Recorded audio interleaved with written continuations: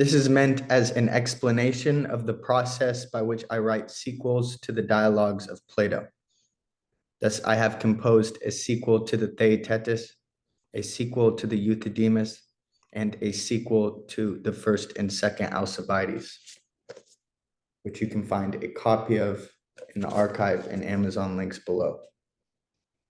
I mean, however, to explain the process by which I compose sequels to the dialogues of Plato. That process is not a matter of my invention, nor of my fancy or imagination. I don't merely choose the setting or the subject matter or the course of investigation or the arguments, but all of that I take directly from things that Plato hints about, things that Plato leaves partially investigated, things that Plato leaves implicit, which I then make explicit, or I complete the partial investigation or the reference to a different subject matter to be investigated, a different convening of the same characters, a reconvening of the same characters that is stated as having taken place the following day, and of specific arguments. Thus, everything of this is what I find already referenced, at least, either as something implicit or something partially investigated, or as something explained in order to explain something else in the course of the investigation of the primary scope of one of his dialogues. That he references other things which are not the primary scope of the dialogue in question in order to distinguish something else. I then use many of those same distinctions in the course of the investigation of a subject matter which is not the primary topic of investigation of one of his dialogues, which is either used to distinguish, to differentiate what is the primary subject of investigation of a given dialogue. And I apply the same distinction in order to apply that to a more full and complete investigation of a subject which he left incomplete, partial, or implicit, or with a secondary reference to, but which he referenced with the intention of implying the course of investigation about that secondary object of investigation. I will explain. Even the setting and the subject of investigation, the characters, all of that are things referenced within his dialogues, which these are sequels to, as having taken place, leaving a sort of opening or an entrance to a further investigation, as he intended his readers to question or to continue the investigation from where he left off, sometimes with obviously incomplete or unfinished investigations.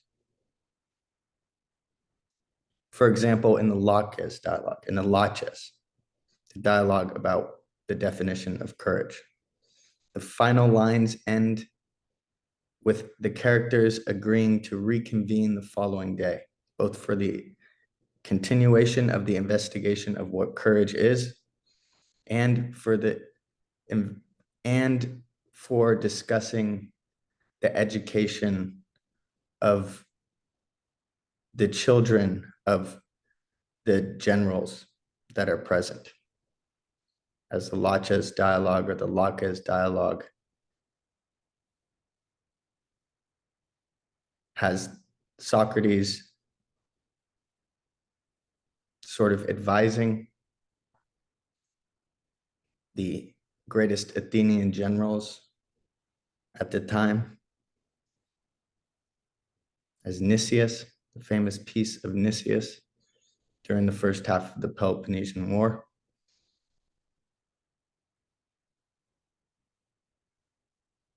And another general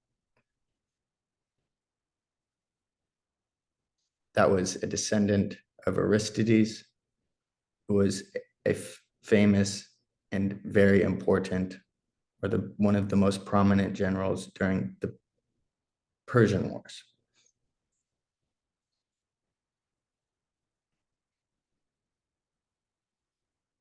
They agree to reconvene the following day.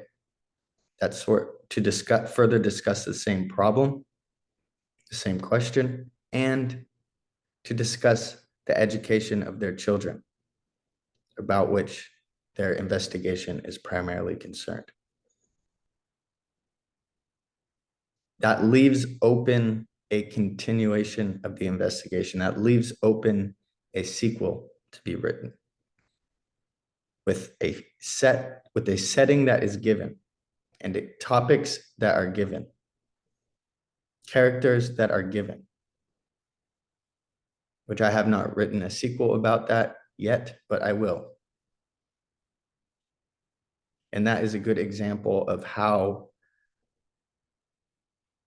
I compose sequels to Plato's dialogues from things that are already referenced, either as having taken place or as investigations of other subject matters with the same characters. There are many places where Plato says we will meet the following day to discuss such and such. Or that is not unusual, since often the discussions, as the lecturers love to highlight, is that there is some lack of satisfaction of some of the outcomes of some of the dialogues.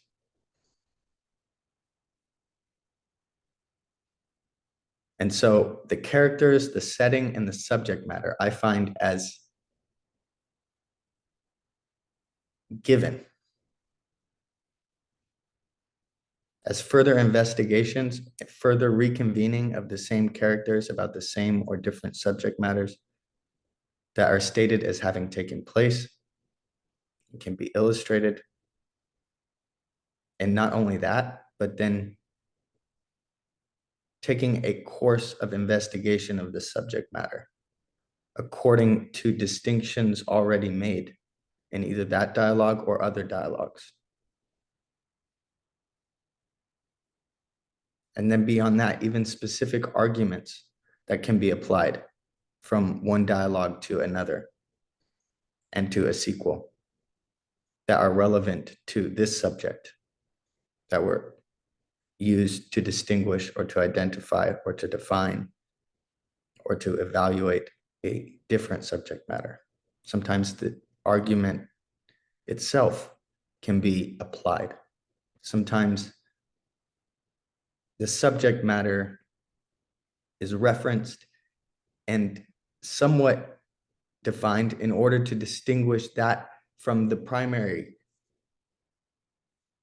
scope of investigation. And that the secondary topic, which is left partially investigated, is almost defined, and the investigation would require less effort than just starting afresh, much less, almost requiring only the piecing together of a few other arguments.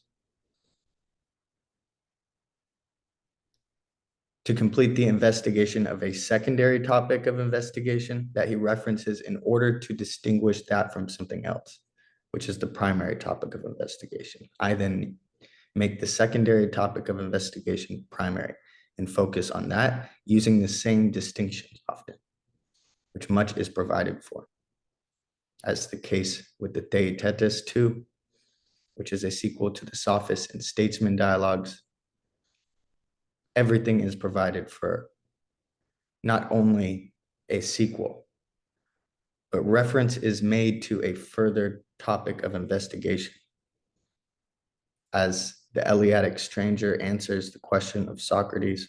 Socrates poses the question first to the Eleatic stranger, whether or not he thinks that the sophist, the statesman, and the philosopher are one and the same, or whether those are three different techniques, whether those are three different sciences and positions. And the Eleatic stranger replies, well, it is easy to say that they are three and different, but it is not easy to define them and to illustrate them. Then he goes on to discuss one of them. He discusses a sophist in one dialogue. Then he continues with a second, during a second dialogue, to discuss the statesman.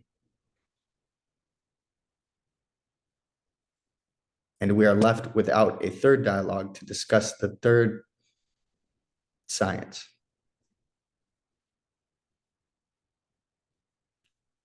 And even in the statesman, in the opening lines of that dialogue,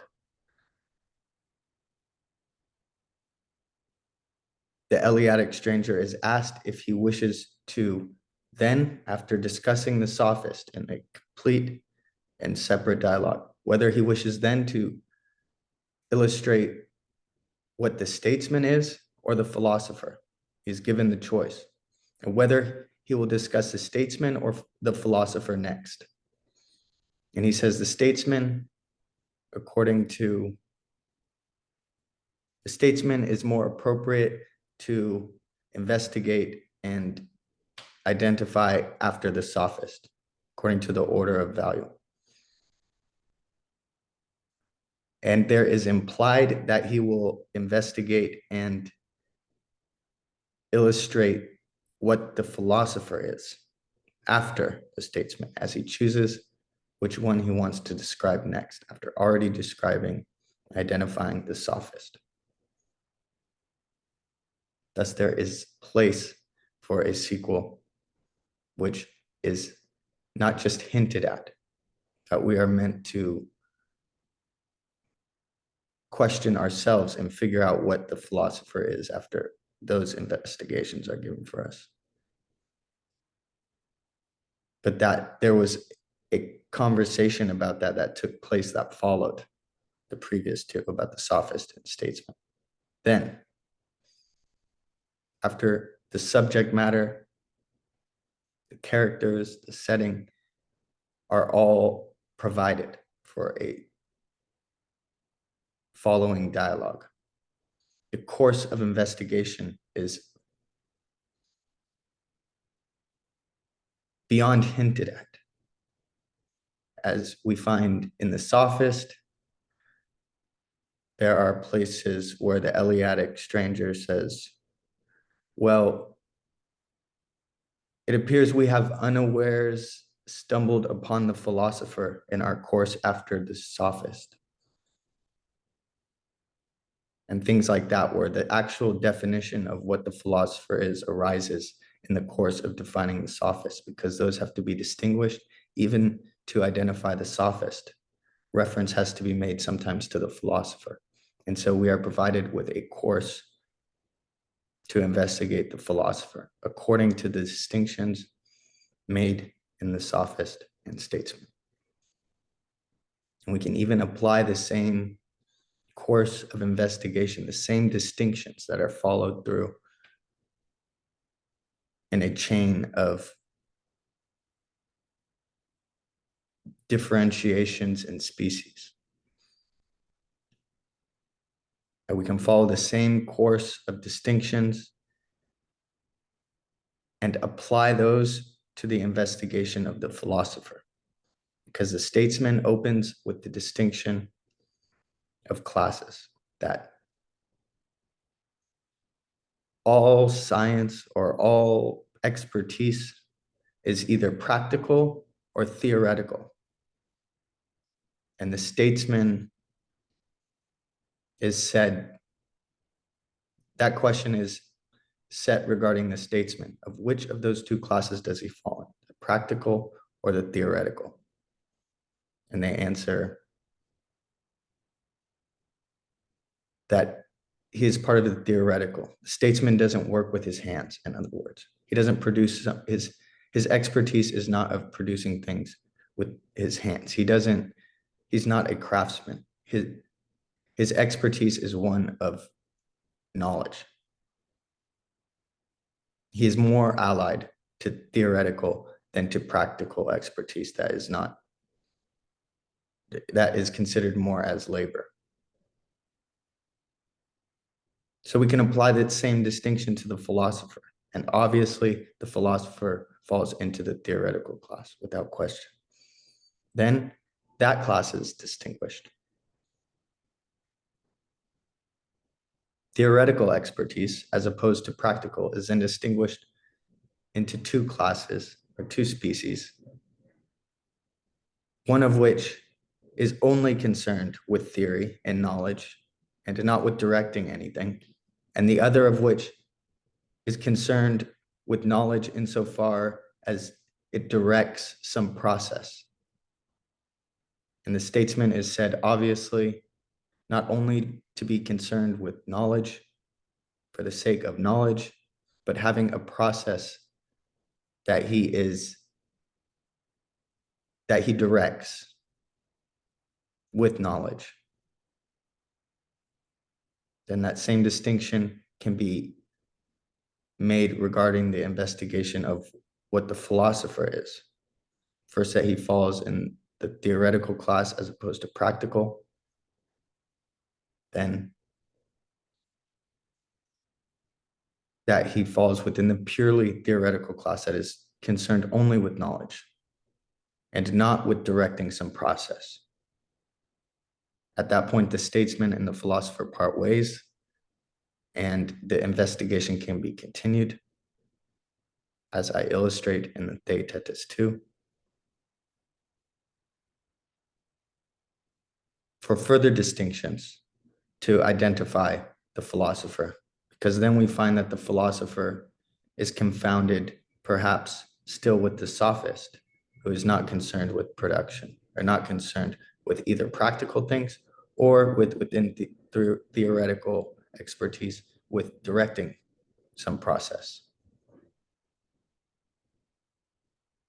So then the investigation has to be unraveled as other problems arise. The sophist then has to be, the philosopher has to be distinguished from the sophist, because if we follow divisions of the statesman, we're only provided thus far. And the rhetorician and the mathematician, of which we have to find other ways to distinguish them, other classes to divide.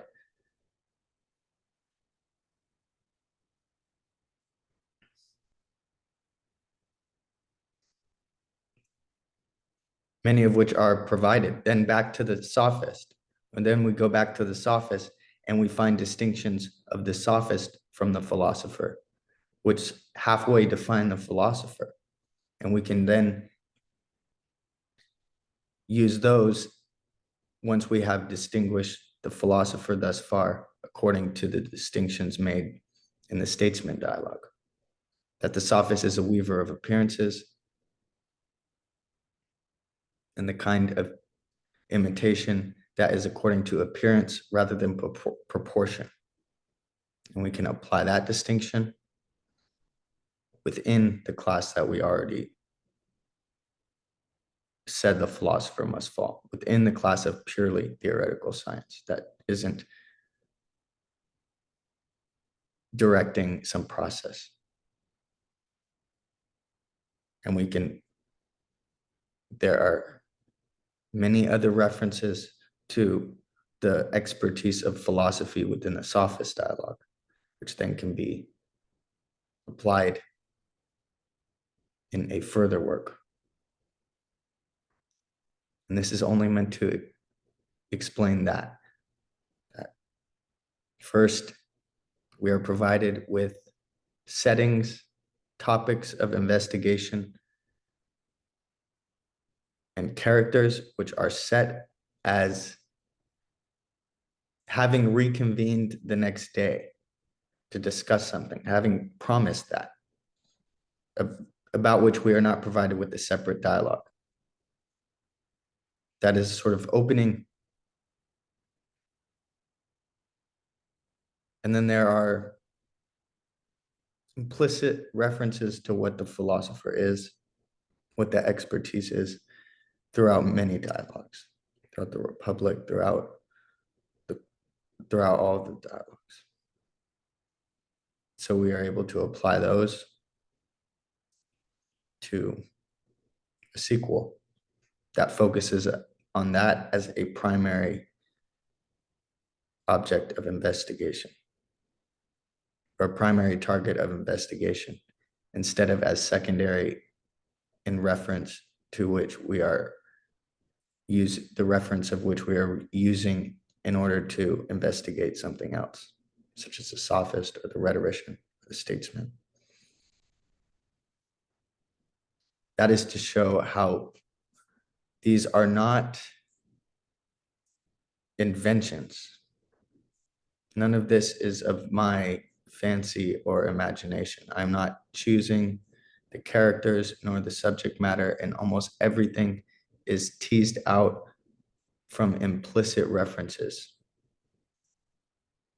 in almost the same way as the commentary tradition expands upon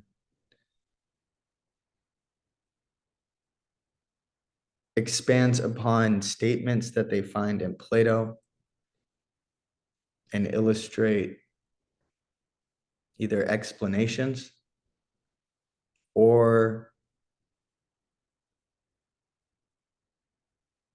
provide reference to what he means. In that sort of way, these dialogues are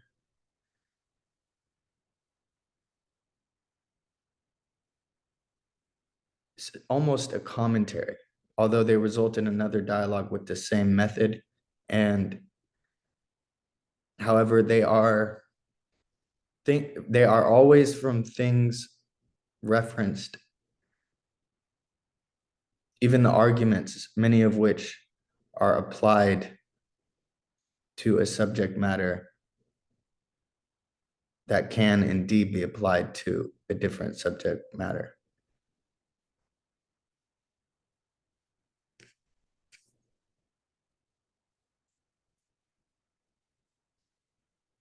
I'll read the second half of the introduction, which covers this. These three sequels to the dialogues of Plato are the first attempt at composition in the dialectical style since antiquity. Note that the form of dialogue has been employed indeed by various authors like Cicero, Galileo, George Berkeley, David Hume, and so on. However, not with strict adherence to the method and style of dialectic, but verging more so on mere conversation. That is, those authors used conversation between characters without keeping to the style of eristic contention or pure disputation. In other words, the method and style of Elenchus is lacking from their works, which are called dialogues in a loose sense, not for displaying the method and style of dialectic, so much as for that of conversation in general.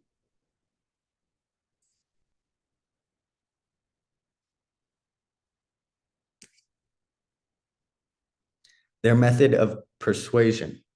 Their method of persuasion between characters is indeed closer to dialectic than will be a monologue. However, their disputants often affect persuasion by the exchange of short speeches. And even when they present a string of questions and answers resulting in the answerer's persuaded agreement. Syllogistic reasoning is not the rule, but more often the exception to their employment of persuasion between characters. Thus, I do not claim that there have not been writers of dialogues since antiquity. However, I do claim that those that have written dialogues since antiquity didn't display the method and style of dialectic, strictly considered. They display conversations between characters about philosophical topics, yes.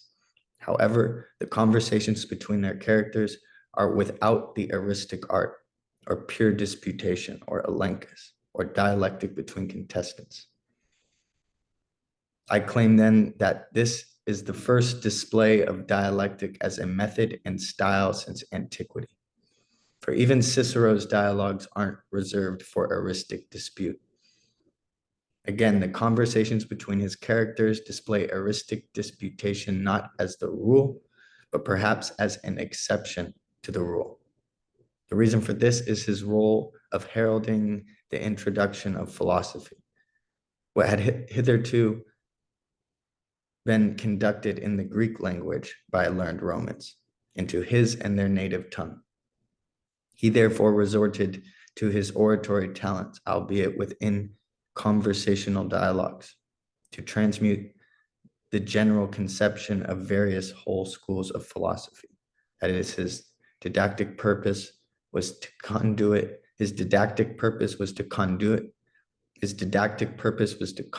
to Latin readers' acquaintance with the wholesale positions of Stoic, Epicurean, academic, and Aristotelian philosophies. And that objective was present in his works alongside the inquiry into any given problem. So that one character relates and attempts to persuade by a speech, or rather a short lecture, the position held on such topics by one of those schools of thought, rather than by consecutive singular questions and answers. In other respects, his situation is equivalent to mine. For as he introduced Greek philosophy as a whole to Latin readers and composed the first original Latin works of philosophy for native Latin readers, so I have composed the first original purely dialectical works in the English tongue for English readers. That is, as Cicero introduced Greek philosophy as a whole to Latin readers, and composed the first original Latin works of philosophy for native Latin readers, so I have composed the first original purely dialectical works in the English tongue for English readers. The dogmatic Neoplatonists didn't even attempt this pursuit. They indeed composed detailed commentaries and extracted doctrines from Plato's dialogues. Dialectic was prevalent only as a living art. Dialectic was prevalent as a living art only throughout the time spanning the Old Academy from the 4th century to the 3rd century BC, the Middle Academy from the 3rd century into the 2nd century BC, and the 3rd Academy, which continued into the 1st century BC. The Neoplatonists in late antiquity, 400 AD to 530 AD, however, do not show to have composed any dialogues themselves, nor to have especially valued dialectic as a living art, rather than in displaying intricate dogmas inherent in Plato's dialogues. Most of the dialogues that were written between the foundation of the Old Academy and the destruction of the 3rd Academy are non-extant, besides those of Plato himself. and some of what get called spurious dialogues, which are actually easily attributed to Plato, almost all of them. Even the dialogues that Aristotle composed are non-extant and have been lost to antiquity. Given that context, the ambitious endeavor of the author of these present works surpasses even the Neoplatonists of late antiquity in style and method, as well as in scope and intended purpose. Again, given that context, the ambitious endeavor of the author of these present works surpasses even the Neoplatonists of late antiquity in style and method, as well as in scope and intended purpose, for attempting to duplicate Plato's dialectical method and style in original yet related content. That is, aside from my success or failure of executing this task, the endeavor and attempt alone is unparalleled in ambition in the field of philosophy. Again, that is said under the consideration that philosophers have been writing treatises. That is said under the consideration that philosophers have been writing treatises or lectures, meaning speeches, to convey their ideas and persuade their readers and listeners. That is, we find treatises, the treatise of human knowledge, and the treatise. These are monologues that usually stray from the form of syllogistic reasoning, that aren't confined to premise, conclusion, that aren't confined to syllogistic forms, but persuade through a variety of modes of persuasion.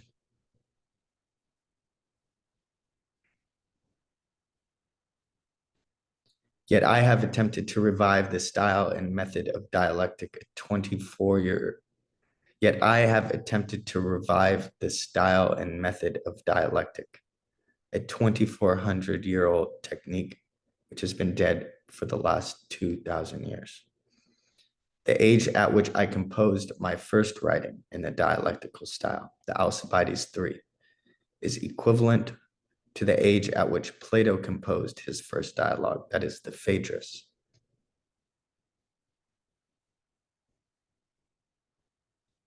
Again, there is misunderstanding amongst the moderns who attribute the Phaedrus to the middle dialogues, which I will explain is a meaningless distinction. As Olympiodorus, in his Life of Plato, says, it's evident from his Phaedrus, which is said to have been the first dialogue which Plato composed. Olympiodorus was within the inner circles, so to speak, of the academy.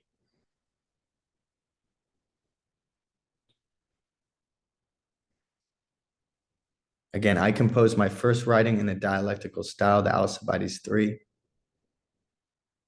at the same age at which Plato composed his first dialogue, the Phaedrus. Plato born in, and I should say his name is Aristocles. The name Plato is a kind of jesting nickname meant amongst youth to be a mild, if not insult, then a playful name that is not appropriate for Plato or Aristocles or Otheos Platon at a matured age.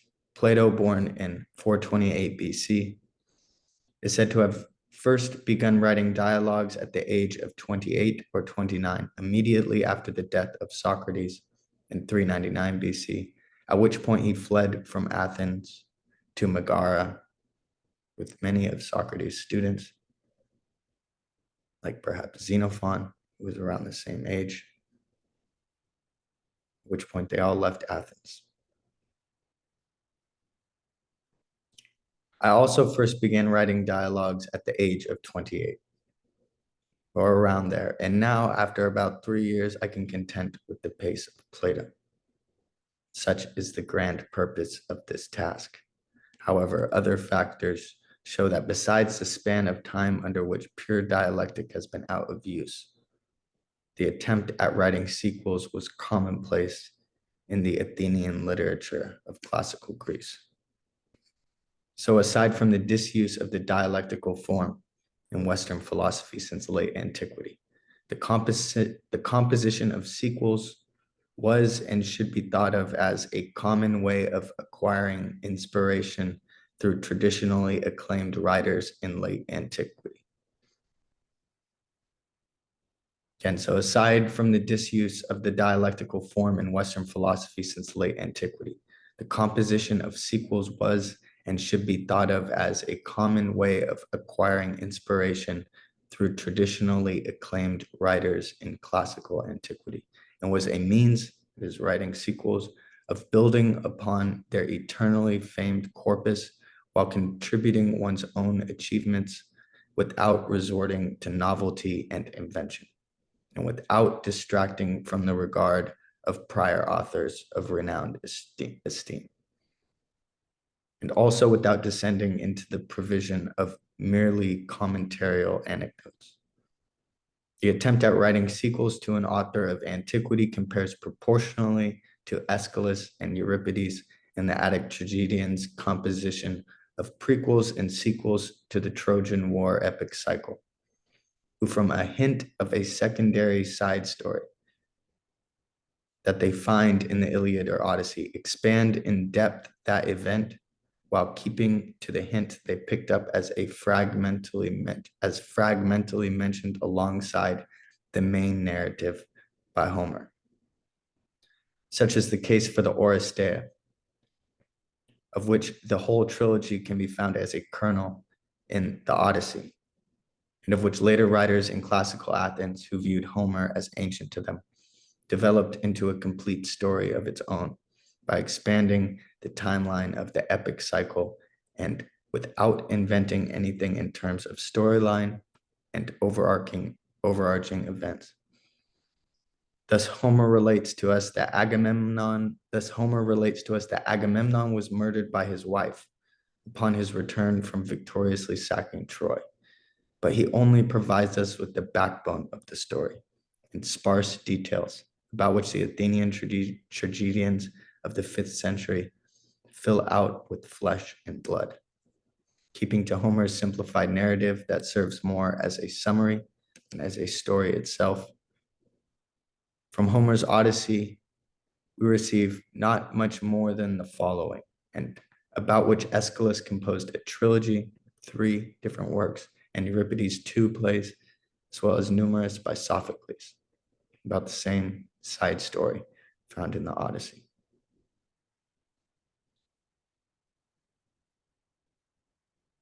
And I will state the quote, "But for myself, I had rather endure many grievous toils ere I reached home and saw the day of my returning, than after my return be slain at my hearth, as Agamemnon was slain by the guile of Aegisthus and his own wife. But meanwhile, Aegisthus devised this woeful work at home. 7 years he reigned over Mycenae, rich in gold, after slaying the son of Atreus. The people were subdued under him. But in the 8th came as his bane the goodly Orestes back from Athens and slew his father's murderer, the guileful Aegisthus, for that he had slain his glorious father. Now when he had slayed him, he made a funeral feast for the Argives over his hateful mother and the craven Aegisthus." From that summary of a sort of after story, which Homer did not get around to narrate in full, at least 10 or more separate plays were composed by Attic tragedians. In the same manner, everything in these sequels of the dialogues of Plato was drawn from latent and unfinished ideas alluded to by him, or of which he covered only partially when the topic was subservient to the primary purpose of the dialogue. There are many such places in the Platonic corpus, where some idea is discussed in an incomplete manner in order to explain the primary topic at hand. If the dialogue concerns epistemological questions, metaphysics is then discussed for the sake of completing the inquiry into the epistemological problems. And if the dialogue concerns either metaphysics or ethics, likewise, epistemological problems are discussed with partial or more than partial resolve in order to steer the conversation back to the primary concern of the dialogue. Thus, many problems of which we are provided with direction and some momentum are left unfulfilled. And as a train of thought may be followed according to the usual methods of dialectic to explore solutions which can be thought of as inherent or implicit, yet only partially resolved in the dialogues. My composition of the Theaetetus 2 is the fulfillment of inherent hints replete in the sophist and statesman dialogues especially. The entire scope of the discourse about the philosopher is not only implied, but promised in the sophist and statesman dialogues. Plato sets the scene for the stranger from Elea. Plato sets a scene for the stranger. Let me say this again. This is the beginning of my explanation of the sequel to the sophist and statesman, which I have partially already described. My composition of the Theaetetus 2 is the fulfillment of inherent hints replete in the sophist and statesman dialogues. The entire scope of the discourse about the philosopher is not only implied, but promised in the sophist and statesman dialogues.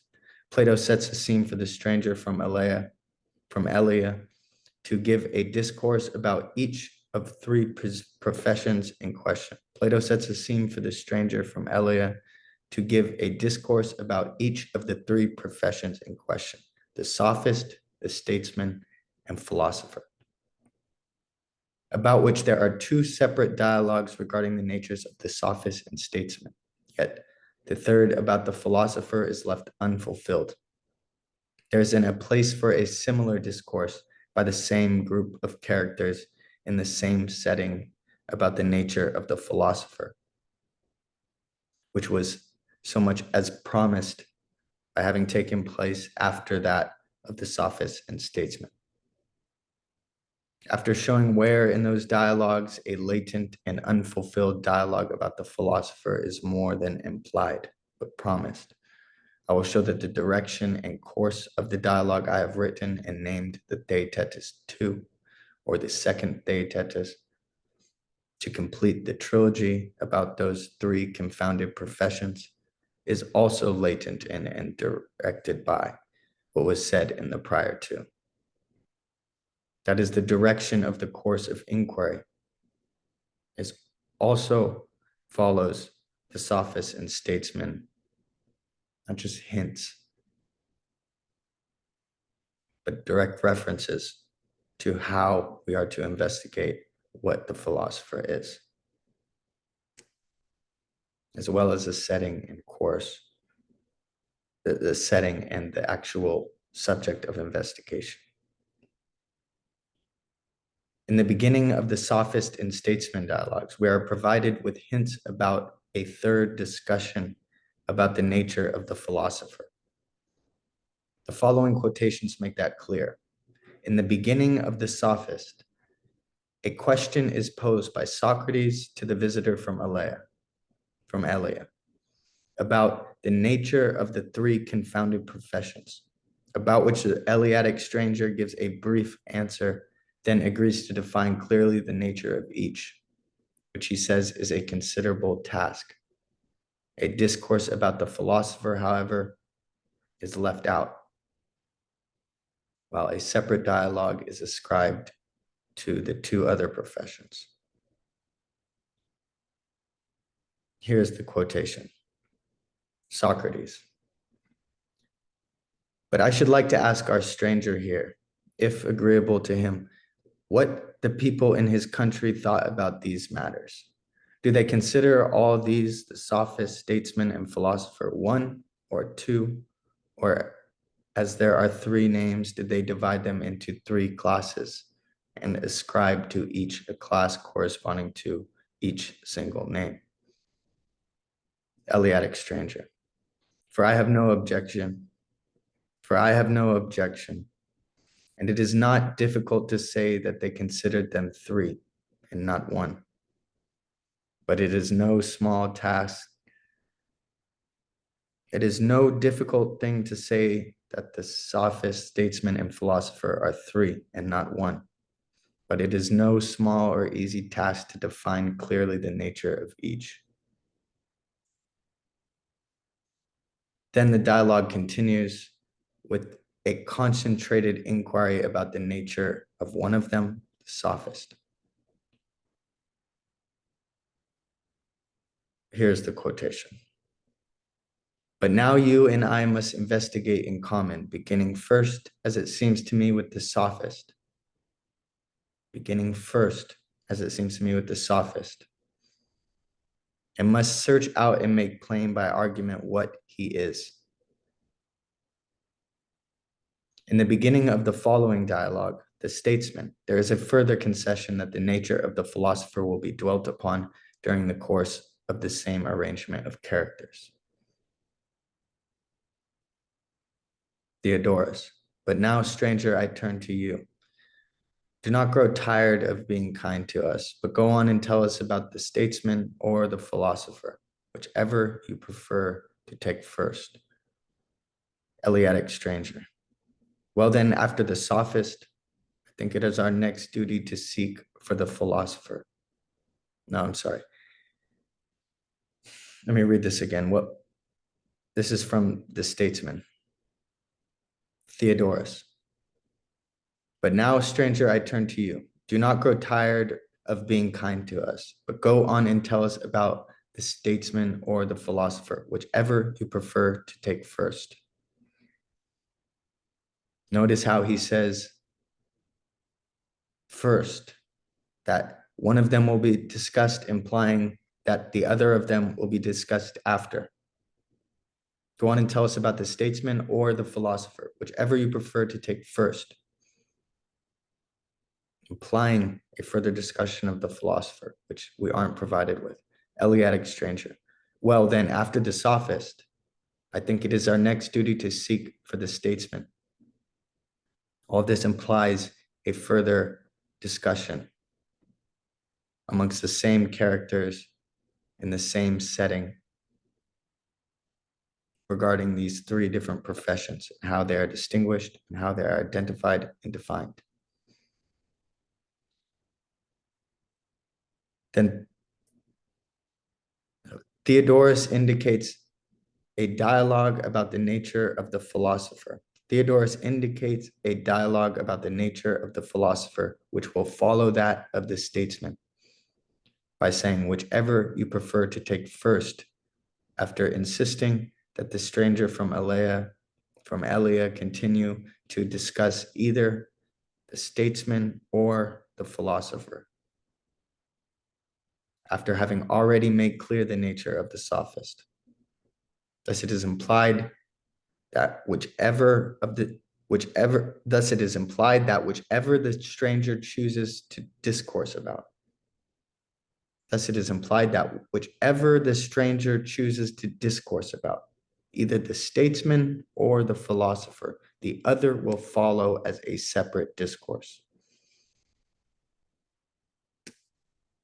And obviously the discussion as a whole, I mean the question about the three confounded professions, would be incomplete without an equal effort given to the question about the nature of the philosopher.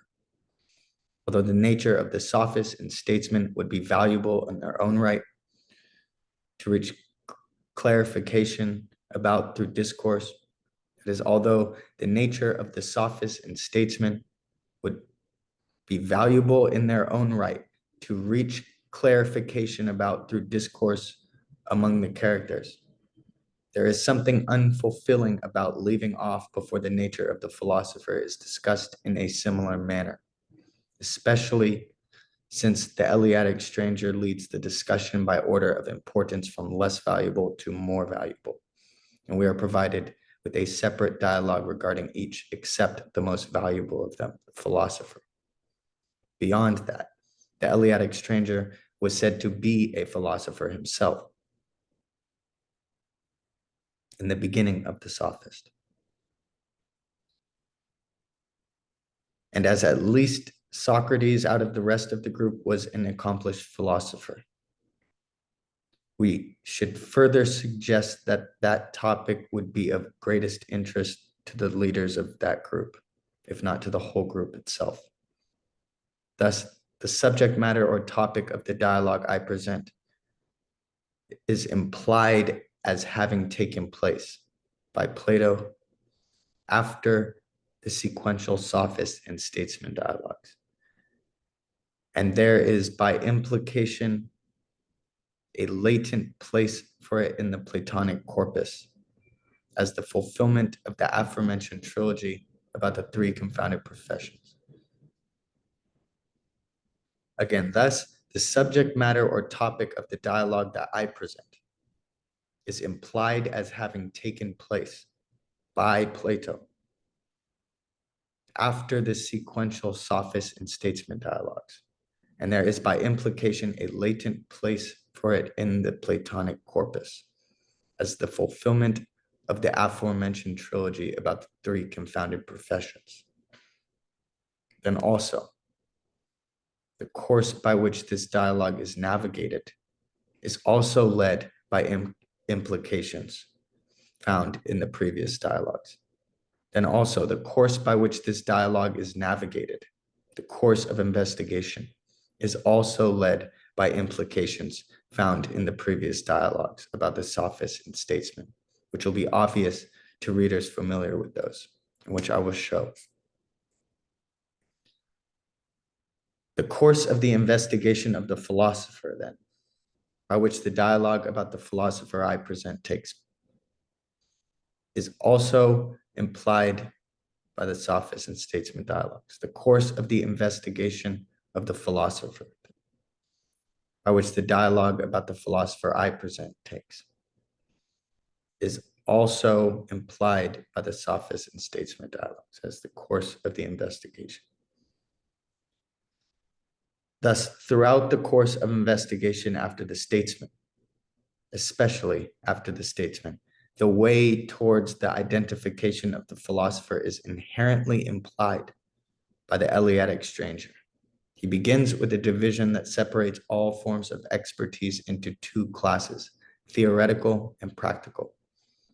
Now, it is obvious that the road to the discovery of the nature of the philosopher must begin at that junction, and unquestionably must proceed in the direction of the theoretical class, not the practical. Inevitably, then, if Plato were to have composed a sequential dialogue about the philosopher after those of the sophists and statesmen, he would have begun on the same track with the division of all forms of expertise into theoretical and practical, and followed after the philosopher into the theoretical class. That much is latent and implied. Since there is a place for a subsequent dialogue about the philosopher, and since the course of investigation of identifying that nature would necessarily fall on the theoretical side of that division of all expertise, a division which all forms of expertise are subject to decisively fall on one side or the other of. After following the Eleatic stranger's division of all expertise into theoretical and practical, and tracing the philosopher into the theoretical class, the next division provided in the statesman dialogue is equally inevitably relevant in our investigation of the nature of the philosopher. The stranger from Elea then divides all theoretical expertise into those which are only concerned with passing judgment, like the mathematical disciplines, with knowledge, and those which command or direct some process with their knowledge. That is, after the division into theoretical and practical of all forms of expertise, the stranger from Elea, the Eleatic stranger, then divides all theoretical expertise one of those two species, theoretical, into those which are only concerned with passing judgment and with knowledge, like the mathematical disciplines, and those which command or direct some process with their knowledge. This is the quotation. Eleatic stranger. But it is his business, I suppose, not to pass judgment and to be done with it and go away, as the calculator did. A calculator is a bad English word to use for that. As the mathematician did, or the logician.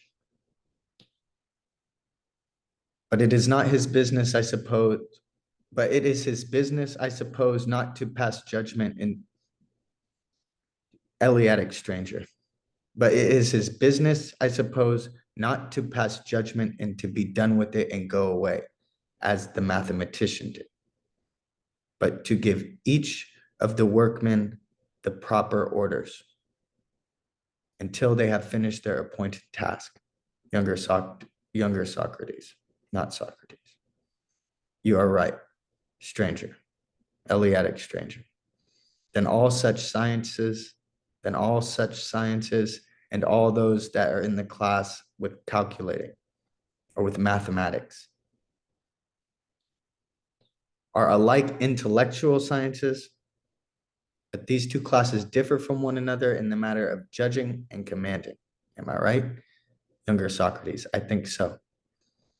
Stranger, then if we bisect intellectual science or theoretical science as a whole and call one part the commanding and the other the judging, might we say we have made a fitting division? And the stranger from Elea continues. Now, to which of these two classes is the kingly man or the statesman to be assigned? Shall we assign him to the art of judging as a kind of spectator concerned with pure knowledge, or rather to the art of commanding insofar as he is a ruler? Younger Socrates, rather to the latter, of course. Then unquestionably, the art or expertise of the philosopher falls in one or the other of the divisions of theoretical science or expertise, as of course purely concerned with judgment, or as also directing or commanding some process by way of theory. That is, the divisions of theoretical science will apply also to the identification of the philosopher as purely concerned with judgment, or as also directing or commanding some process by way of knowledge, and must therefore be tracked to the same division as that which was laid out in the inquiry about the statesman. However, it is at this junction that the philosopher and statesman must part ways, as the statesman, according to Plato, directs or commands some process, yet the philosopher cannot be said to direct or command any process, but must be concerned only with passing judgment and with knowledge.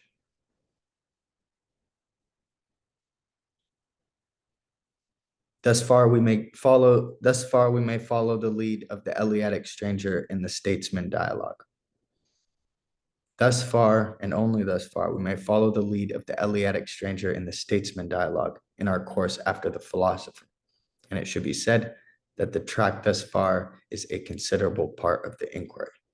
For from there he is distinct from the statesman by sufficient account and has only to be distinguished from the sophist, who, through implications from the sophist dialogue, can from there be distinguished from the philosopher by other means.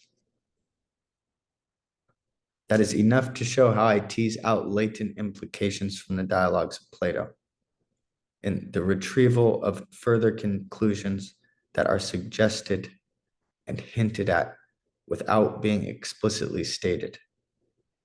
I then have made explicit in the dialogues I now present what is implicit in the dialogues of Plato. That again should be considered as comparable proportionally to how Aeschylus, Euripides, and Sophocles contribute to and embellish the Trojan War epic cycle from partial and undeveloped side stories of Homer. And that such a process was the standard and classic way of writing sequels to the works of the ancients. From there, more can be said about the implicit and incomplete statements I collect from the sophist dialogue, by which I made explicit the distinction between the sophist and the philosopher, after having followed the Eleatic stranger's route of division to distinguish the philosopher from the statesman, into the purely theoretical class of expertise that does not command or direct any process. The stranger from Elea, the Eleatic stranger provides a further division which is relevant to our awaiting distinction between the philosopher and the sophist, as we are provided with that distinction in the sophist. He distinguishes two kinds of image making, that which makes images in proportion to the original, and that which makes likenesses which only appear to be like the original, but which are not really likened to the original in proportion. The characters in the sophist go on to place the sophist in the class of likeness making. Sophist then falls into the class of likeness making that produce appearances without really being like to what they seem to be likenesses of. At this junction, and from this significant division, we, in the dialogue I am presenting, follow after the philosopher in the contrary species of image making, that which is by proportion. Notably, along with the philosopher, we also concede that the mathematician is in that same class, for the reason that mathematics is chiefly concerned with proportion. From there, the problem arises of distinguishing the philosopher from the mathematician. However, for now, the priority is to acknowledge the Eleatic stranger's division between likeness making by proportion and likeness making by appearance. I find that to be another implicit path by which to track down the nature of the philosopher, in which I make explicit in the second Theaetetus. Here's the quotation. Stranger, Eleatic stranger. I think I see this time also two classes of imitation. I do not yet seem to be able to make out in which of them the form we are seeking is to be found. Again, they're looking for the sophist. Theaetetus. Please first make the division and then tell us what two classes you mean. Eleatic stranger. I see the likeness making art as one part of imitation. I see the likeness making art as one part of imitation. This is met with as a rule whenever anyone produces the imitation by following the proportions of the original in length, breadth, and depth, and so on. Eleatic stranger. He then continues. So the artists abandon the truth and give their figures not the actual proportions in this other class, but those which seem to be beautiful, do they not? By abandoning the true proportions. Theaetetus, certainly. Eleatic stranger. That then which is other, but like, we may fairly call a likeness, may we not? That which is other, but like, we may fairly call a likeness, may we not? And he continues, and the part of imitation which is concerned with such things is to be called, as we said before, likeness making by proportion. And he continues, these then are two forms of likeness making, two forms of the likeness making art that I mean. the likeness making by proportion, and the fantastic that disregards proportion and is only an appearance of a likeness. That then is implicitly required in the inquiry of the difference between the sophist and the philosopher, which was stated in the Sophist, which we can use in our investigation of the nature of the philosopher. I have the characters in my dialogue trace the philosopher into the contrary class, thereby making explicit in the identification of the philosopher what was implicit. Since the sophist is separately distinguished by that division. And as the philosopher must fall into some contrary class along the way. And the philosopher can never be said to be concerned with appearances rather than true proportions. Thus, that is the relevant and appropriate point to distinguish, or that is the relevant differentiate to distinguish the philosopher from the sophist, which arises in the course of investigation of the philosopher. After that, there are a variety of implicit hints about the course by which the nature of the philosopher can be distinguished and discovered. However, the course turns to the problem of separating the philosophical and mathematical natures, which both wind up in the class of image making by proportion, and both of which wound up in the class that I previously stated of purely theoretical knowledge, purely theoretical expertise concerned only with knowledge. From there, the dialogue, which I labeled the second theaetetus, applies many metaphysical arguments about the unity or multiplicity of being that are, again, taken from the sophist, which are more so converted directly to the situation and context of that part of the dialogue, rather than converted from inherent and implicit indications of the nature of the philosopher that I then make explicit.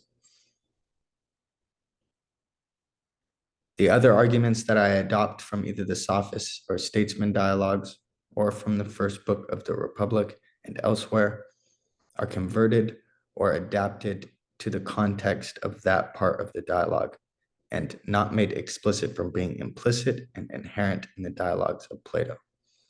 All such will be familiar to those intimately acquainted with Plato's dialogues.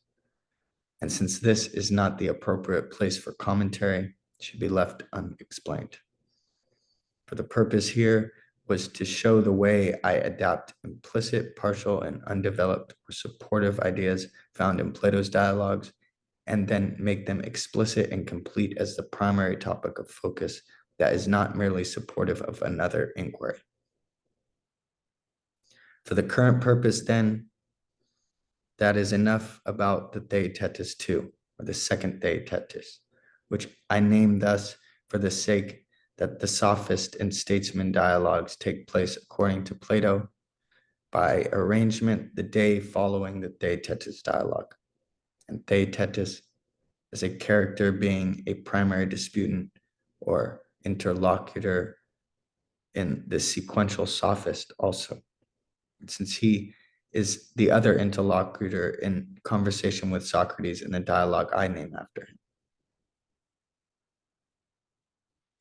And Plato titled almost all of his works by the name of the person involved in discussion with Socrates. I then prefer the title of the second theaetetus over the philosopher. However, I acknowledge the latter as a subtitle, since in sequential order it follows the sophist and statesman dialogues, which are not named after any of the disputants involved. And again, theaetetus was involved in the sophist dialogue as one of the main disputants, along with the Eleatic stranger. And Socrates was a bystander. And those all took place the day after Socrates' discussion with Theaetetus in Plato's Theaetetus about what knowledge is.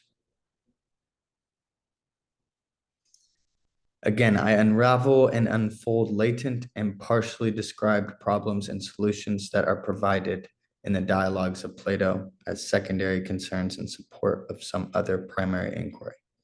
By shifting the focus back upon those partially and secondarily discussed topics, and by giving them the focus they deserve in their own right, I make explicit and complete what was implicit yet inherent, and also focused on partially.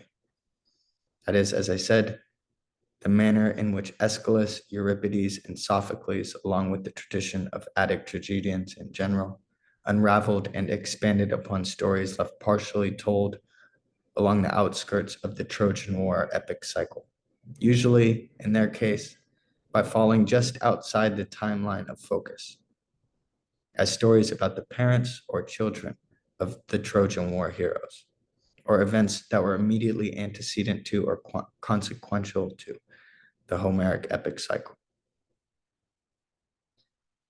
I should remind the reader that the numerous tragedies comprising the Oresteia were developed from the briefly summarized version of the story only partially told by Homer, albeit with the whole plot briefly described in the Odyssey and passant, in passing.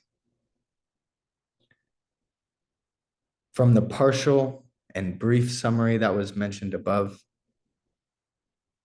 and from the other partial references that follows, the Attic tragedians composed a multitude of dramatic plays. In such a manner have I also composed sequels to a great author of antiquity. In the following passage, the second out of the two that Homer provides, and he perhaps provides a few other references, but always brief and summarily, about what would become the Oresteia in classical Athens. Menelaus is told the fate of his brother Agamemnon.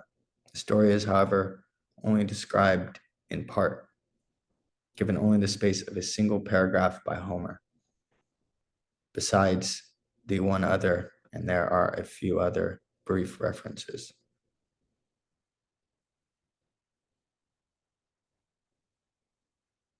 And I don't think I need to read this now,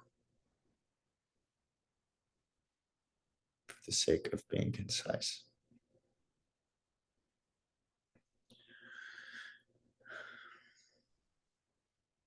From those brief descriptions, from those couple paragraphs provided by Homer of that plot of events told from Mentor to Telemachus, the Attic tragedians produce sequels centered upon that partially told story and of Agamemnon's son. The events about whom fall immediately outside of the timeline covered in the Trojan War epic cycle. In the same manner and proportionally, I continue further what Plato left unfinished and partial as secondary in support of the main focus of any given one of his dialogues. That process has been described regarding the second Theaetetus, or the philosopher, which has been shown to be a sequel following in sequence after the sophist and statesman dialogues, which in turn take place the day following the Theaetetus dialogue, as Plato makes clear, since the characters agree to reconvene, and in the day that follows the Theaetetus dialogue between him and Socrates,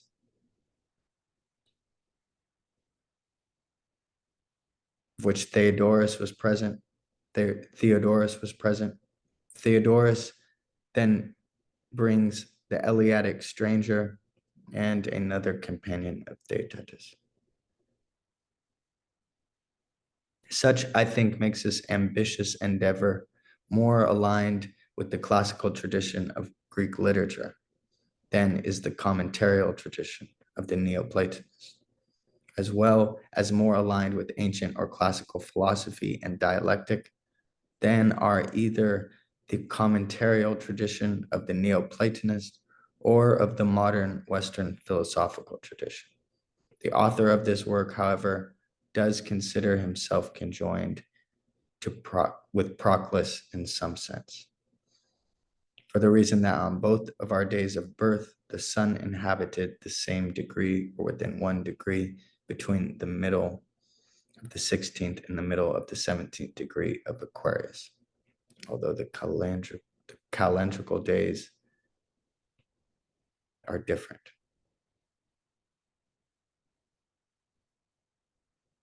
As to the second dialogue I present, the Euthydemus, as to the second dialogue I present to the reader, the Euthydemus 2, a description of the same sort of process will be herein provided. The manner of taking place after and following the Euthydemus of Plato is direct and unobscured. Socrates in that dialogue himself narrates the conversation to his childhood friend Crito in first person. That is, the dialogue is written as a retelling of the conversation by Socrates in first person narration, as is rarely the case among the dialogues of Plato. In this case, to Crito, an old friend of Socrates, who was present at the discussion insofar as he could see the commotion, but was unable to hear the exchange of speech, that is then narrated to him by Socrates in first person afterwards. The mode of first person narration is evident from the following quotation. This is from Plato's Euthydemus. You shall be told at once, Crito, for I cannot plead that I did not give them my attention, since I not only attended closely, but remember and will try to expound the whole thing from the beginning. When I had said this, Socrates narrating for first person, when I had said this, I saw they despised me for it. They both laughed, looking at each other. Then Euthydemus said, No, no, Socrates, we don't make those matters our business now. We deal with them as diversions. At this I wondered and said, Your business must be a fine one. Such great matters are indeed diversions to you. So I beseech you, please tell me what this fine business is. Virtue, Socrates, he replied, is what we deem ourselves to be able to purvey in a preeminently excellent and speedily manner. Good heavens, I exclaimed, a mighty affair indeed. Where did you have the luck to pick this up? I was still considering you, as I remarked just now, to be chiefly skilled in fighting under arms, and so spoke of you in those terms. For when you visited our city before, this I recollect was the profession you made. But if you now in truth possess this other knowledge, have mercy, you see, I address you just as though you were a couple of gods, beseeching you to forgive my formal remarks. First person narration by Socrates only occurs in the Republic, the Charmides, and the Lysis dialogues, besides the Euthydemus. It is first person narration by Socrates among the dialogues of Plato only occurs in the Republic, where he says, I went down to the Piraeus. First person narration by Socrates only occurs in the Republic, the Charmides, and the Lysis dialogues, besides the Euthydemus, of which the presented dialogue is a sequel. The second Euthydemus, which I present, Socrates also narrates in first person the conversational exchange to Crito, as was the case in Plato's Euthydemus. In my own second Euthydemus, Plato narrates the dialogue as a second interaction with Euthydemus and Dionysiodorus, and retells the story of the interaction again to Crito at a later date than the first narration that Plato recorded. Both Plato's and mine own Euthydemus dialogues take place and are set at the Lyceum, where Aristotle eventually founded his peripatetic school, and about which Plato also makes mention in the Lysis, as the destination to which Socrates was headed before being sidetracked to a newly built wrestling school, where the boys, he says, hold many discussions. As Plato references Socrates inhabiting the Lyceum.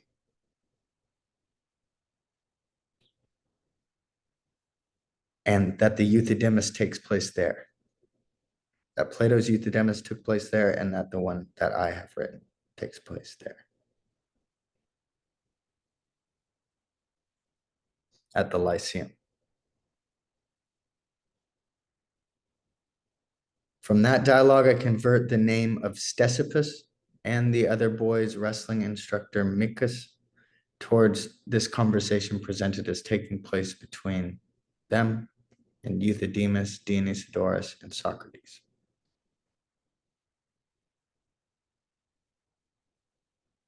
And Cleinias is also present, who is present in the same characters as are present in Plato's Euthydemus. As far as content, the topic of pancreation is the main course of the discussion in my own dialogue. Because the brothers Euthydemus and Dionysiodorus,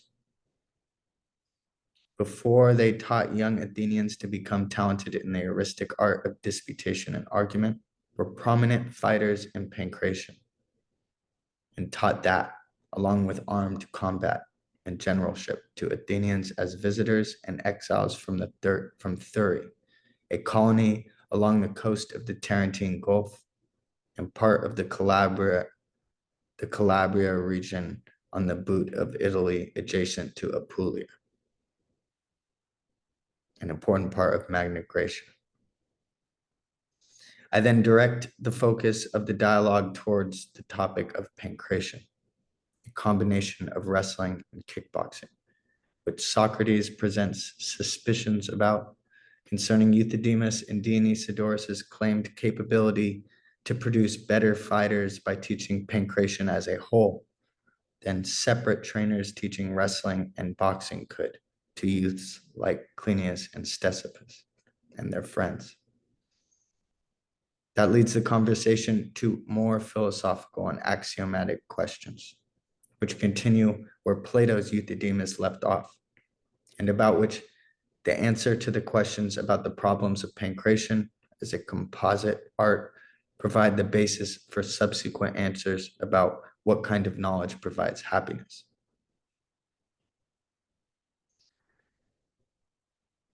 There is a concurrent theme throughout the dialogue about the verifiability of a third art set somewhere between two others that has no contest of its own, but enters into the contest of the other two, which with means unfamiliar to them.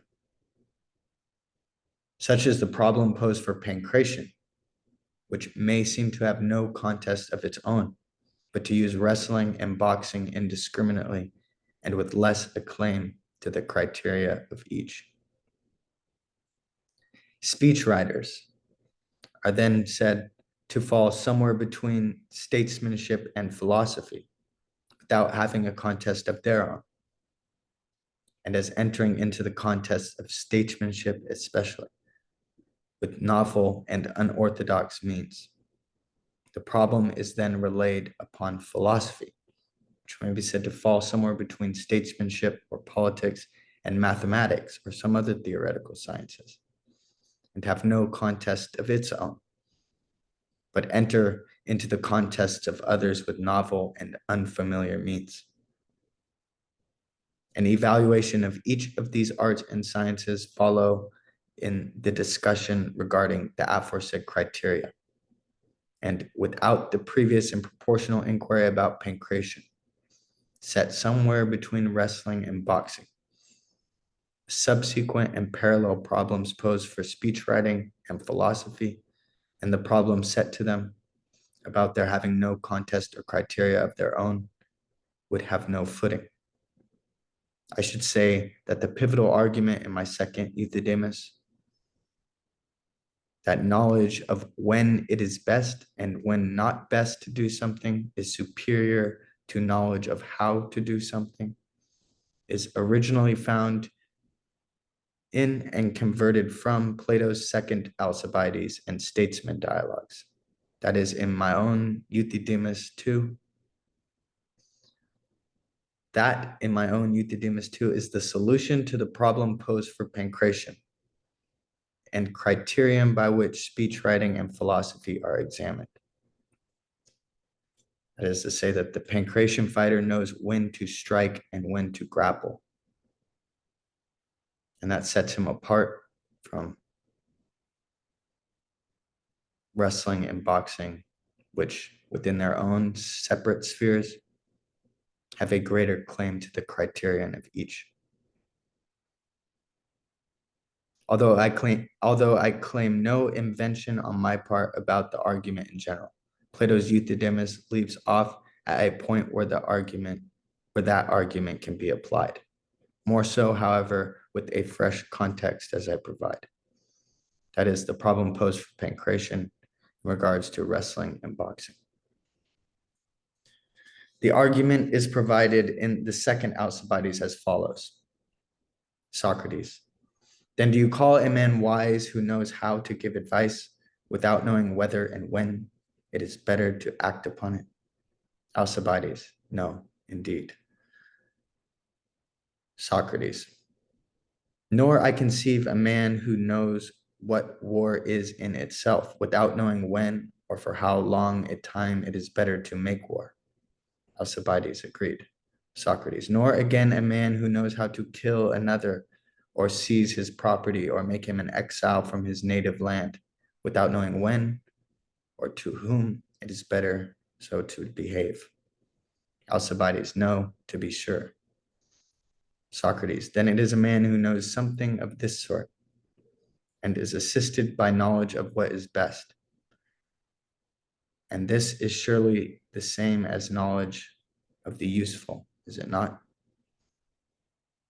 Socrates continues, then what sort of state do you suppose it would be where the people were good bowmen and flute players, together with athletes and artists in general, and mingled with these the men whom we have just mentioned as knowing war in itself, the general, of knowing slaughter in itself, and orator windbags, rhetoricians, statesmen, rhetoricians, too, with their political bluster. And all of them lacked this knowledge of the best, and none knew when or upon whom it was better to employ their expertise. A similar argument is portrayed in the Statesman dialogue, of which, along with that from the second Alcibiades, plays a pivotal role in the solution offered in what I present as the Euthydemus 2.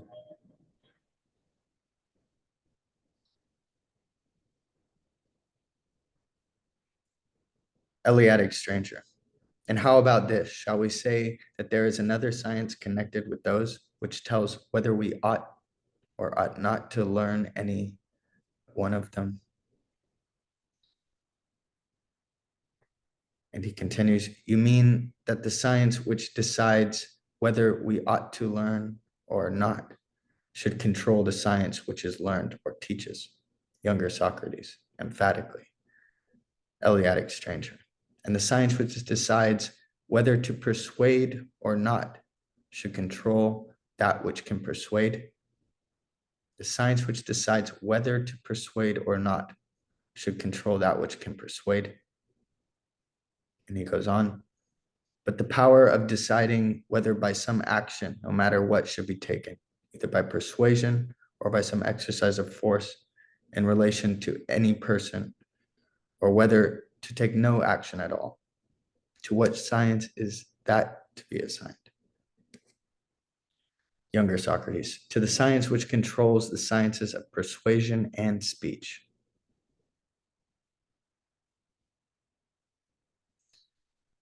Eleatic stranger. And that would, I think, be no other than the function of the statesman. And he continues, the power of determining how war shall be waged against those upon whom we have declared war. Whether we are to call this a science or not a science, younger Socrates, how could we think it is not a science when generalship and all military activity practice it? Eleatic stranger, and the power which is able and knows how to deliberate and decide whether to make war or peace. Shall we assume that it is the same as this or different? Younger Socrates, if we are consistent, we must assume that it is different. Eleatic stranger, shall we then assume that it controls the other if we are to agree with our views in the former examples? Younger Socrates, yes. Eleatic stranger, and what other art shall we make bold to declare its mistress of that great and terrible art, the art of war as a whole, except the truly kingly art, statesmanship?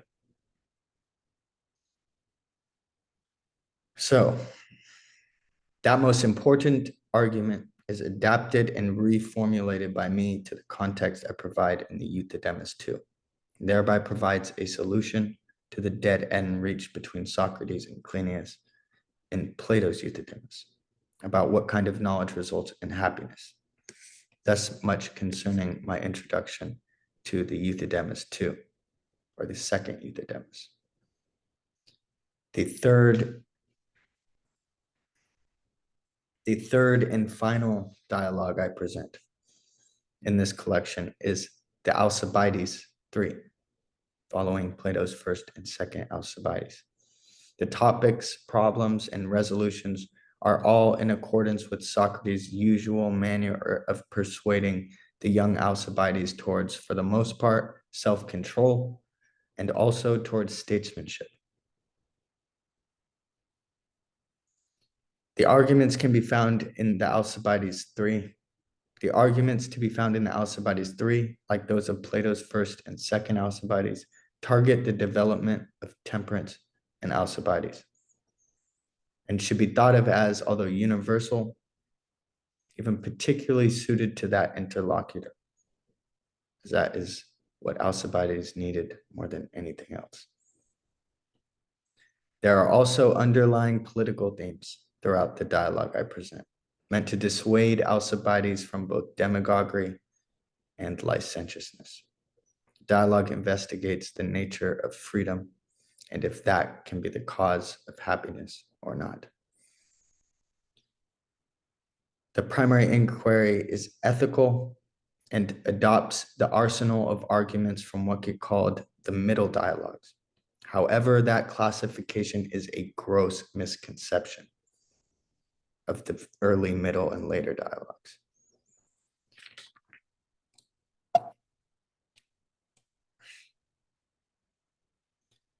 I say that since the Phaedrus was held by authors of antiquity to be the first dialogue Plato wrote, as I said, Olympiodorus stated. Plato wrote the Phaedrus when he was 28 or 29 or 27 or something like that. And that claim, for example, is considered false by modernists who, looking at statistical analysis for irregularities in things like word choice, don't even place the Phaedrus as an early dialogue. What is worse, they doubt the authenticity of a great portion of important dialogues that were considered as unquestionably authentic by the ancients, and which were included in the traditional corpus of the tetralogies, again due to textual analysis under a quantitative guise surveying word choice and stylistic aspects.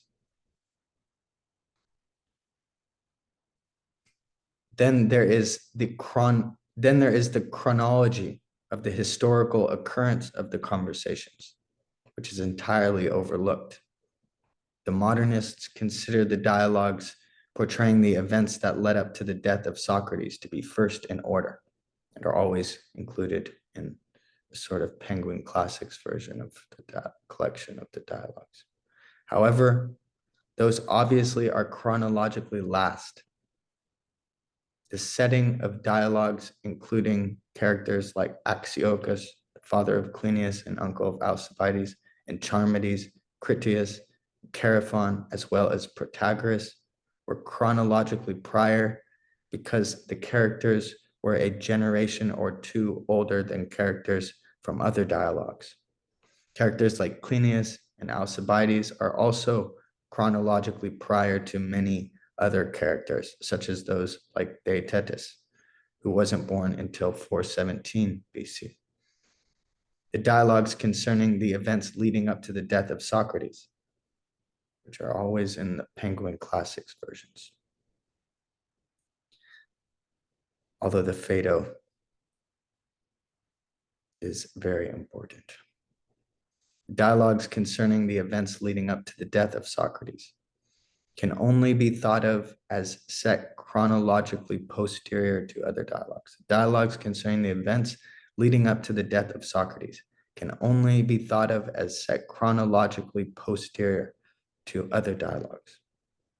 Alcibiades died in 404 BC, 5 years before the death of Socrates, and was born in 450 BC, meaning the conversations recorded between Alcibiades and Socrates must have taken place at least 30 years before the death of Socrates, and the conversations recorded then.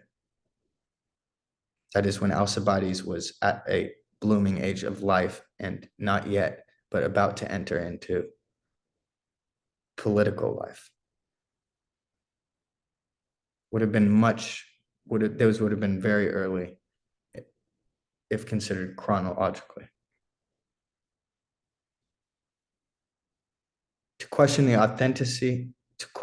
authenticity of Plato's first Alcibiades, scholars do, is blasphemous to scholarship, because that dialogue was used as an introduction to the rest of Plato's dialogues, that is, to students at the academy.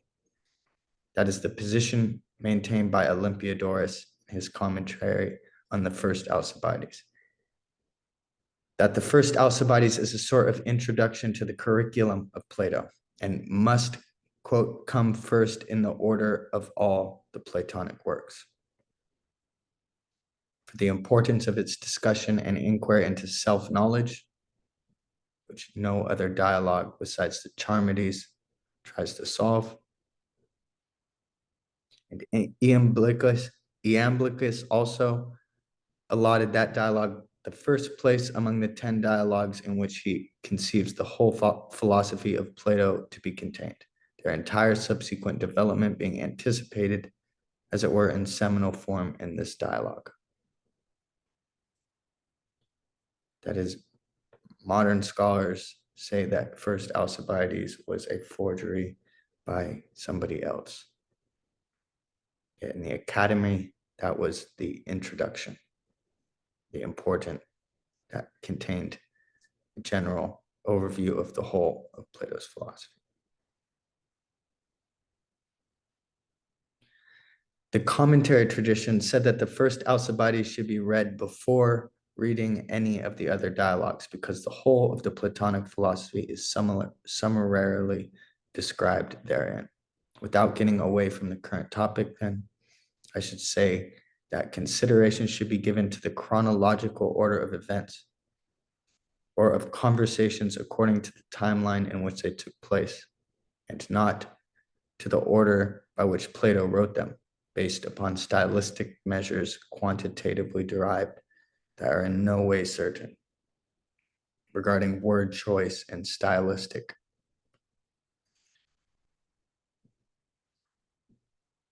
I'm saying chronological, considering the dialogues as taking part chronologically, with some characters being a generation or 2 generations before the events leading up to the death of Socrates, should be considered, even though we have the tetralogies of the 36 or more dialogues that were within the traditional corpus of the academy. The chronological order should also be considered. In any case, and to continue, the inquiry into the nature of happiness is an ethical concern, and there is a great arsenal of arguments that can be directed towards the solution of that problem in dialogues such as the Gorgias, the Protagoras, and Republic, as well as in dialogues that get classified as early and late, such as the Alcibiades and Philebus, one of which is early and one late. I adopt arguments from many such places and convert them towards the context and setting of what I call the Alcibiades 3. The question of the value of freedom and its use towards happiness is replete also with political implications, aimed at persuading and setting direction for the young and blooming Alcibiades, who is on the verge of entering into a life of politics, as is usual within the depictions of Socrates' conversations with Alcibiades.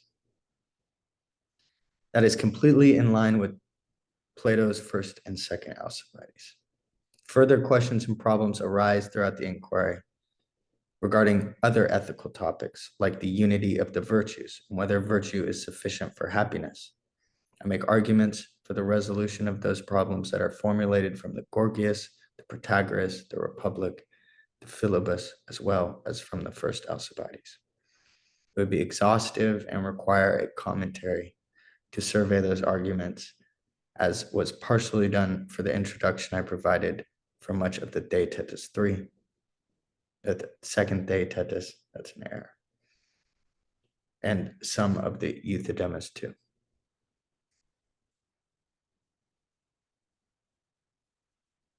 Then I provide, which I might not need to read now because this has gone on long enough, a sort of gratitude and explanation of my course of study, the people that I owe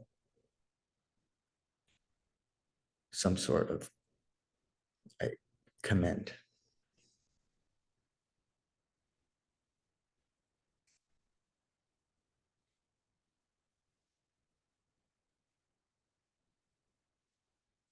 This part might be worth reading. Before that, I should say something about the importance of composing original works in English in the ancient style and form of dialectic, as well as sequels to Plato. I'll provide a quotation from the beginning of Cicero's De Finibus. Recall, however, that I claim importance in neither translating classical Greek philosophical works into English, nor for composing English philosophical works with a method of novelty and invention, but in composing English works with the method and style of classical Greek philosophy, purely dialectical writings. Therefore, in the ancient Greek style and form have not hitherto been composed in English as original works, not with pure syllogistic reasoning and only that. We have translations of that method and style of argument, and we have writings that cover philosophical topics in novel styles with nuanced methods of inquiry and persuasion, such as treatises, such as their treatise, especially. Most commonly, we find a treatise, something. But we haven't had original works in the dialectical form and with that method and style composed in the English language, as I discount Hume and Berkeley for the reasons mentioned above. Neither have there been sequels to Plato's dialogues in Greek since antiquity. I suppose the spurious dialogues, some of them are very important, fit to the same mold and process that I am enacting, and those haven't been composed for well over 2,000 years. Nonetheless, Cicero is proportionally related to Latin literature for inaugurating the composition of original works of philosophy in that language, in Latin, as I am to English literature for inaugurating the dialectical form and style in original English compositions. His arguments and plea for the value of Romans to read philosophy in Latin, not only in Greek, which was the situation at the time, is proportional to the point I would make regarding dialectical form in the English language. In his De Finibus, Cicero says, a more difficult task, therefore, is to deal with the objection that those who profess a contempt for Latin writings as such. What astonishes me, first of all, about them is this. Why should they dislike their native language for serious and important subjects when they are willing to read Latin plays translated word for word from the Greek? Who has such hatred, one might almost say, for the very name of Roman, as to despise and reject the Medea of Ennius or the Antiope of Pasuvius, and give his reason that although he enjoys the corresponding plays of Euripides, he cannot endure books written in Latin. And supposing that, for our part, we do not fill the office of mere translator, but while preserving the doctrines of our chosen authorities, add thereto our own criticism and our own arrangement. What ground have these objectors for ranking the writings of Greece above compositions that are at once brilliant in style and not mere translations from Greek originals? Yet even supposing I give a direct translation of Plato or Aristotle, exactly as our poets have done with the plays, would it not, pray, be a patriotic service to introduce those transcendent intellects to the acquaintance of my fellow countrymen? As a matter of fact, however, this has not been my procedure hitherto, although I do not feel I am debarred from adopting it. Indeed, I expressly reserve the right of borrowing certain passages, if I think fit, and particularly from the philosophers just mentioned, when an appropriate occasion offers for so doing, just as Ennius, the poet, regularly borrows from Homer, and Afranius from Menander. In my own case, just as I trust I have done my duty amidst the arduous labors and perils of a public career at the post to which the Roman people appointed me, so it is assured incumbent on me also to use my best endeavors with such zeal, enthusiasm, and energy as I possess to promote the advancement of learning among my fellow countrymen. And I provide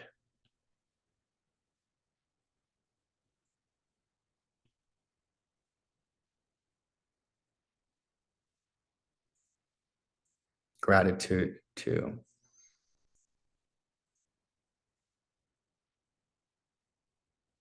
the Greek community and Angelos Stakopoulos, who gathered as a sort of patron the library in Sacramento that I have used for years and years in this work. And that doesn't need to be read because this has continued long enough and will be maybe not relevant. So I will continue with a reading of the Theaetetus 2 in another video, and you will see that the scene is relevant to Plato's Theaetetus and to the Sophists and Statesmen dialogues, even the characters that introduce the situation, that read them, Euclides of Megara, Terpsion, and that will follow.